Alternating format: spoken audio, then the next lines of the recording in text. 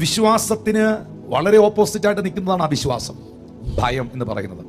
അതുകൊണ്ടാണ് പൗലോസ്, ഞാൻ നേരത്തെ പറഞ്ഞതുപോലെ എഫെസ്യർ 6:16 നമ്മെ അറിയിച്ചത് ദുഷ്ടന്റെ തീയമ്പുകൾ. അപ്പം ദുഷ്ടൻ പിശാച് നമുക്കെതിരെ എയ്ത് വിടുന്നത് സാധാ അമ്പല്ല, തീയമ്പാണ്.